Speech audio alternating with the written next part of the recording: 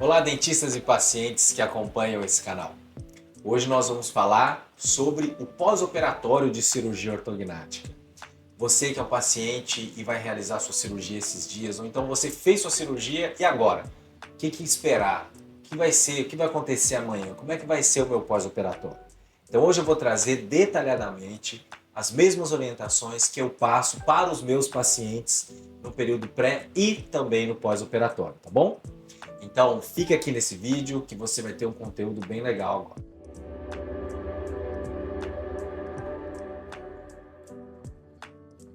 Bom, vamos ter que falar um pouquinho antes do pós-operatório em si.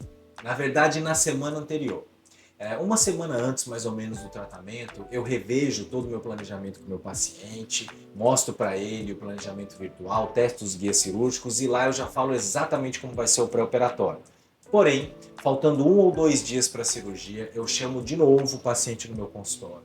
Dessa vez acompanhado de quem estará lá com ele no dia da cirurgia, seja mãe, amigo, marido, mulher, enfim. O acompanhante vai junto.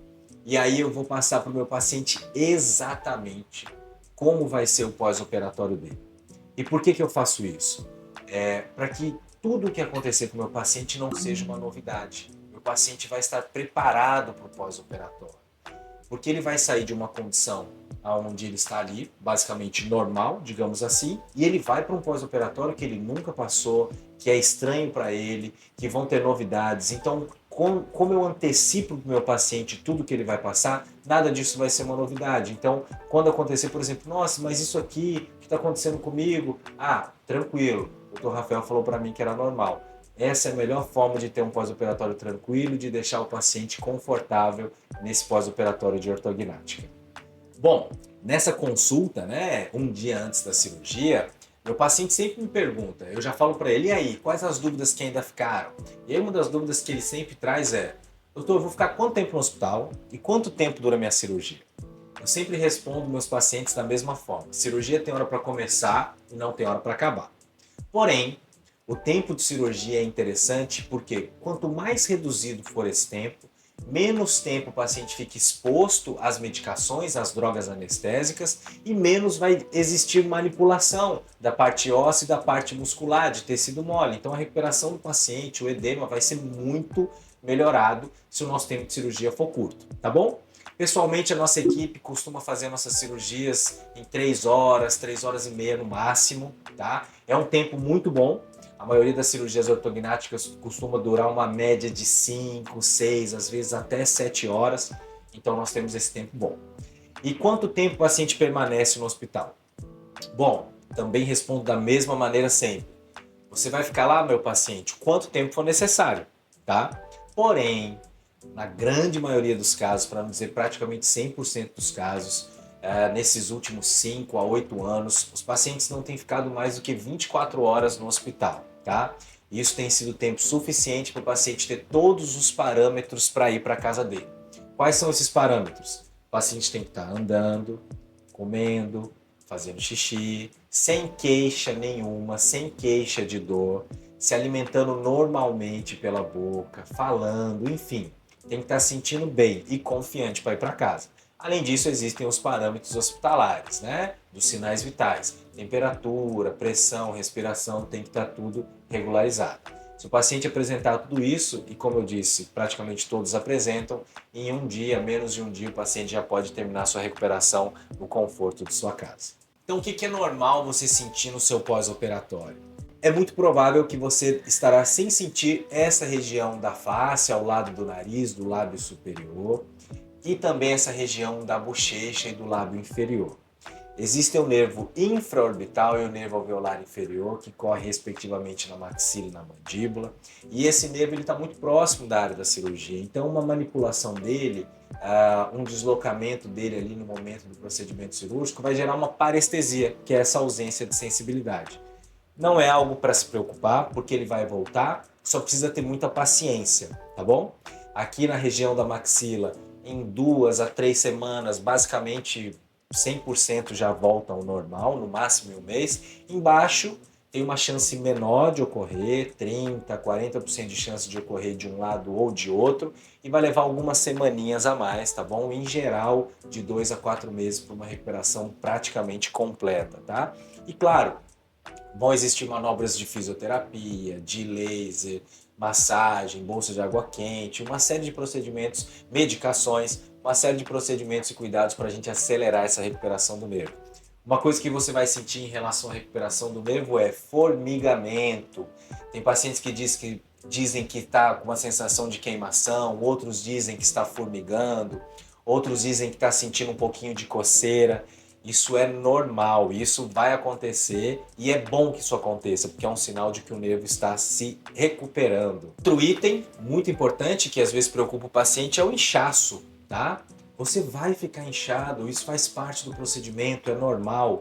E esse edema, o inchaço, ele vai aumentar nos 3 primeiros dias. Então, provavelmente no segundo dia, você vai estar mais inchado que no primeiro e no terceiro talvez um pouco mais. Então não precisa se preocupar, faz parte, é assim mesmo. O edema, a inflamação aumenta nas primeiras 72 horas e a partir daí ele vai se estabilizar, vai ficar desse jeito, né? Esse inchaço vai permanecer por uns 7 dias e a partir disso começa a diminuir bastante, tá bom?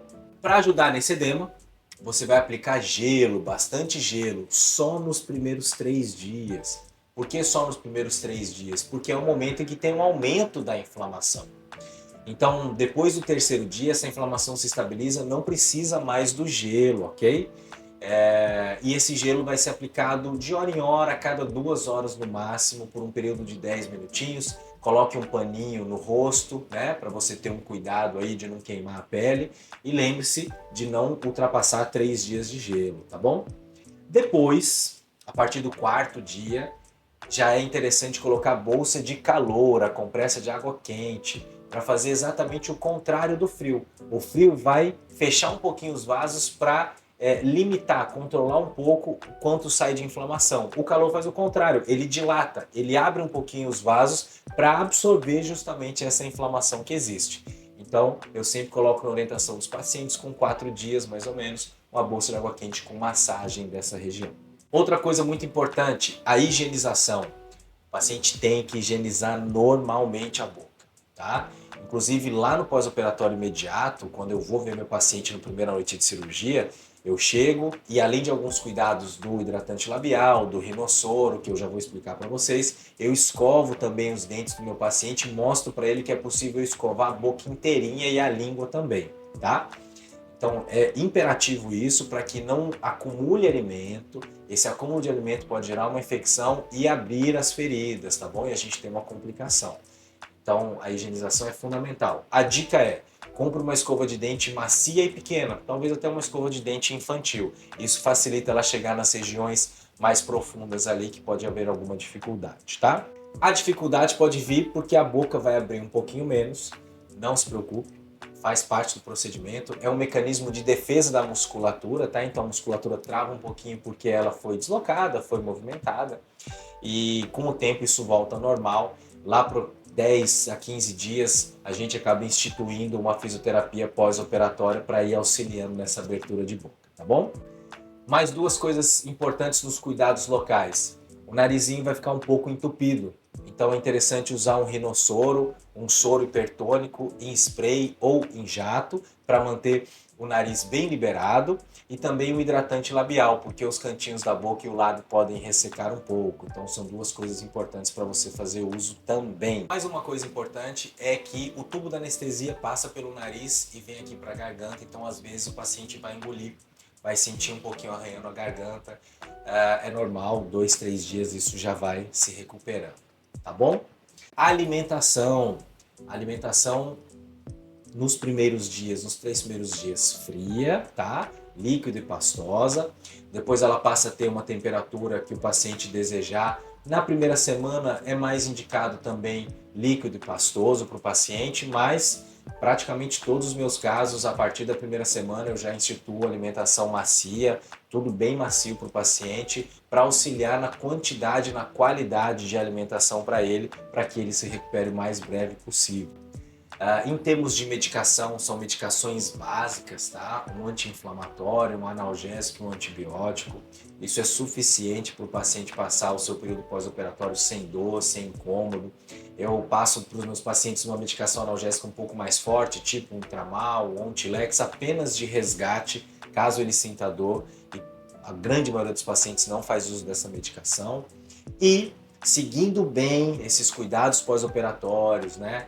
Claro que com o cirurgião acompanhando muito próximo, eu vejo meus pacientes no dia da cirurgia no hospital, no dia seguinte pela manhã. Quando eu dou alta, eu já vejo ele no meu consultório no máximo a cada 2 dias. Então, esse acompanhamento faz com que a maioria dos pacientes possa, com 2 semanas, já ir retomando as suas atividades rotineiras. Os pacientes já se sentem bem, pedem para voltar à faculdade, pedem para voltar ao trabalho já com 15 dias e no máximo 20 dias, quase todos eles já estão retomando suas atividades normais, inclusive exercícios físicos leves. Tá bom?